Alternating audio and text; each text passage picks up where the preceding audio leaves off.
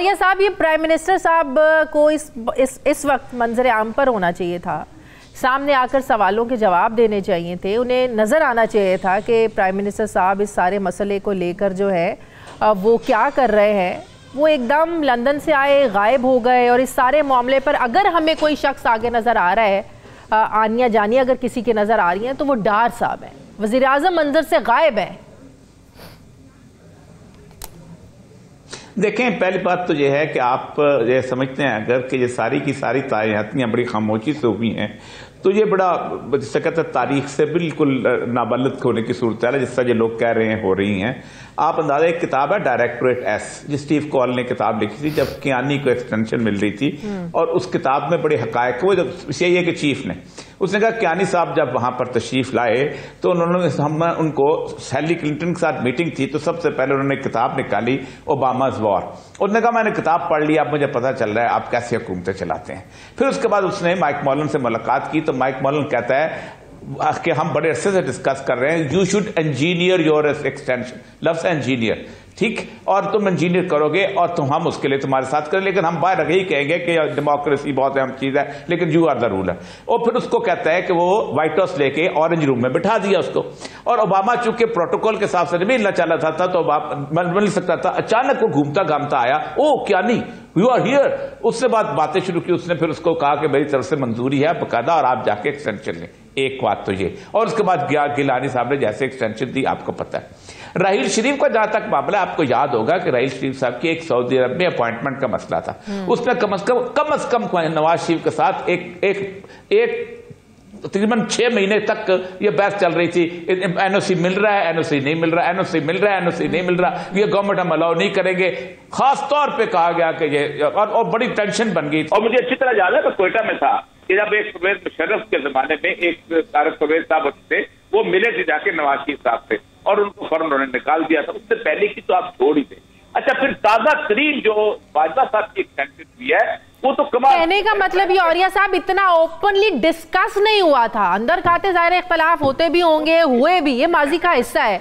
इतना openly discuss नहीं हुआ था, बंदा डिस्कस नहीं कर रहा था, चौक चौराहों पे डिस्कस नहीं हो रही थी आम ताइनातियां। सर उसकी वजह यह है कि अब इस वक्त इमरान खान साहब ने रणजीत केस का जो सूरत है उसके अंदर चीजें बहुत एक्सपोज हो गई। मैं अब चार बात है, थोड़ा बहुत 25 साल नौकरी की हुई है, ये हमें कभी नहीं हुआ कि समरी आती थी, बाई हैंड एक समरी लेके आते थे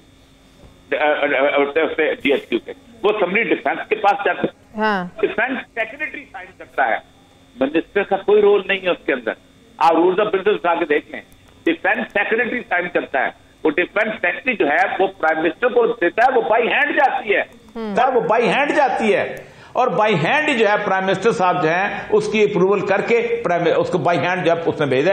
हमें अब तक जो कम से कम, मैं गुज़श्ता प्रोसीजर, हमारे भी कलीग्स भी रहे हैं, हम खुद भी साथ होते थे उस वक्त जमाने के अंदर, हमें इतना पता है कि आखिरी जो अपॉइंटमेंट हुई थी, वो जो इसकी हुई थी, एक्सटेंशन हुई थी, वो तो ऐसी हुई थी कि हम सब हैरान रह गए थे कि इमरान खान साहब ने अपने लेटर पैड के ऊपर साइन किया था, जो कभी साइन नहीं करता प्राइम मिनिस्टर। और वो लेटर पैड साइन करने के बाद मेरा बैचमेट था उस वक्त सेक्रेटरी इंफॉर्मेशन, उसको कहा ये आप इसका वो जारी कर दें अपना प्रेस रिलीज। तो इतने में वो लेटर पैड जो था वो व्हाट्सएप चल रहा था, उसने कहा मेरे उसकी हैसियत क्या रह गई है, सेक्रेटरी इंफॉर्मेशन का प्रेस रिलीज की क्या हैसियत है अगर प्राइम मिनिस्टर का साइन लेटर मौजूद हो चुका है। तो ये इस तरह होता रहा है हमेशा, आज भी जब भी होना है ये 1 घंटे के मार्जिन के अंदर ही होना है। जो भी आपने कन्फ्रंटेशन की बात की कि पहले इस तरह का कभी माहौल नहीं, तो ये क्या फिर इमरान खान साहब ने ज्यादती नहीं की कि कन्फ्रंटेशन करवा कर और एक सोच लोगों में बेदार करके, पैदा करके, और फिर इमरान खान साहब ये कह दे, मैं ये नहीं कहता कि एस्टेब्लिशमेंट ने साजिश की है, ये फिर क्या है? अवाम के अंदर आपने सोच कैसा पैदा कर दी, और अब आप ये कह रहे हैं कि मैं नहीं कहता कि साजिश की। इमरान खान ना भी करता ना, ये वक्त आना ही आना था। आपकी पहले कन्फ्रंटेशन थी बलूचिस्तान के अंदर, आपने 4 साल वहां आर्मी ऑपरेशन किया। आपकी कन्फ्रंटेशन थी सवात के अंदर, आपकी कन्फ्रंटेशन थी वजीरिस्तान, उस जगह पे। अब जो चाहे यहां बोलते, पंजाब के लोग यकीन करते थे। 71 में आपने जो चाहा इस पाकिस्तान ने बोला, पंजाब के लोग यकीन करते थे।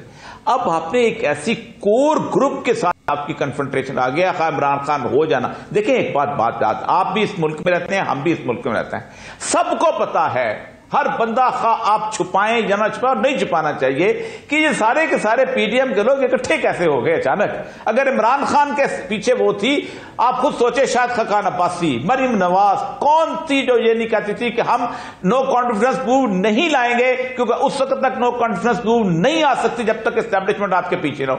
आप 15 बयान उठा लीजिए, लेकिन आप खान साहब खुद पीछे हट रहे हैं ना, आप और मैं क्या कर सकते हैं? आप और मैं तो नहीं कुछ कह सकते जब खान साहब खान साहब से पूछे क्यों पीछे नहीं है। जब खान साहब देखें, ये तो खान साहब से पूछें कि पीछे क्यों हट रहे हैं। मसला पता क्या है, एक बात उन्होंने, खान साहब ने भी रियलाइज कर लिया है और शहबाज शरीफ ने भी रियलाइज कर दिया कि हमसे गलतियां हुई हैं। जिसको भी लाएंगे वो अदारे का वफादार होगा, इन दोनों का नहीं होगा। बिल्कुल सही। इसलिए खान साहब भी पीछे हैं और शहबाज शरीफ भी। नए आर्मी चीफ के लिए सबसे बड़ा चैलेंज ये होगा, और वो ये होगा कि उसने अपने इंस्टीट्यूशन की दोबारा रिगेन करना है, उसकी अथॉरिटी को और उसकी रिस्पेक्ट को। इरोड तो हुई है, आप जो मर्जी कहें, इरोड हुई है, और इरोड हुई है बड़े ऐसे 6-7 महीने के अंदर हुई है। अब वो अगर वो किसी के उसके बारे में अगर कोई शक भी पड़ेगा ना कि इस शख्स की इंक्लिनेशन किस तरफ है, तो वो लोगों को पता चल जाएगा और उस पे उसकी रिस्पेक्ट वापस नहीं आ सकती। देखिए, एक बात बड़ी हमें सच स्पेड कहना चाहिए। मुझे बड़ी तकलीफ उस बात पे होती है उस वक्त जब हम किसी वक्त ये एनालिसिस करते हुए, मैं एनालिसिस कर रहा हूं ना, जाहिर बात है, तो मुझे साइड नहीं कम कर लेनी चाहिए, मुझे रियलिटी बतानी चाहिए जो मैं कैमरे के पीछे बोलता हूं। कैमरे के पीछे हम सब बोलते हैं कि ये सब इसीलिए हो रहा होता है कि वहां पर उनको डिक्टेट किया जाता है, कभी किसी को, कभी किसी को, कभी किसी को। कौन डिक्टेट करता है हमें सब पता है। सब पता है कि कौन टीवी पे कैसे डायरेक्शन दी जाती हैं, कौन करता है कि किस तरह लोगों को इकट्ठा किया। हमने एक तो बात यह है ना कि हमने इन सारी चीजों को अपने आंखों के सामने देखा हुआ है कि कैसे पार्टियां बनती हैं। ये खुद कहा करते थे कि हमारे बंदों को फोन आता है, इस पार्टी में शामिल हो जाओ, हमारे बंदों को फोन आता है। ये अचानक मुझे ये समझ नहीं आती कि अचानक कोई से उतर के आ गए सारे के सारे, कि एकदम बदल गए सारे के सारे। नहीं बदले हैं भाई, अब उसको बदलना पड़ेगा। आइंदा आर्मी चीफ के लिए बहुत बड़ा चैलेंज होगा कि उसकी जो पुरानी प्रैक्टिसेस थी, जो 1980 से शुरू होती, जब हमीद गुल खड़े होकर कहता था कि मैंने आईजीआई बनाई और मुझे कटहरे में लेके जाओ, मैंने बनाई। ये रॉन्ग प्रैक्टिसेस वहां से शुरू हुई थी जब बेनजीर को बुलाया गया था और कहा गया था याकूब अली खान को वजीर खारजा रखोगी तो तब तुम्हें हमें यहां आने देंगे। प्रैक्टिसेस शुरू हुई कि जब वहीद काकड़ को बिजकपत खड़े होकर कहना पड़ा गुलाम साख खान को, नवाज शरीफ को बिठा के, देखो खबरदार दोनों इस्तीफा दो मेरे सामने, वरना ये नहीं चल रहे। हालांकि नवाज शरीफ साहब को नसीम हसन शाह असेंबली बहाल करके आ गया था। ये प्रैक्टिस शुरू हुई। तो इमरान खान ने देखो ये सिलसिला आज तक चल रहा है और खान साहब ने एडमिट भी किया कि कुछ भी काम करवाना होता था, असल मतलब यह है कि आर्मी नए आर्मी चीफ को ये बहुत बड़ा चैलेंज है कि किस तरह वो अपने इमेज को रिस्टोर करता है। और ये इमेज हमें बिल्कुल देखिए, होता क्या है, दो अदली अब्बास साहब हैं, राणा साहब हैं, ये तो जाहिर बात है इनका मसला है, को शिकस्त देनी है, खाड़े में उतरे हुए हैं। लेकिन एक इंडिपेंडेंट सूरत हाल एनालिसिस होना चाहिए कि क्या वाकई हम वही कुछ हैं जो हम दोनों कह रहे हैं, ये दोनों कह रहे हैं। ये दोनों नहीं कह रहे वो कुछ जो असल है। ये दोनों भी जब अकेले बैठते हैं तो बिल्कुल और तरह की गुफ्तगू कर रहे हैं।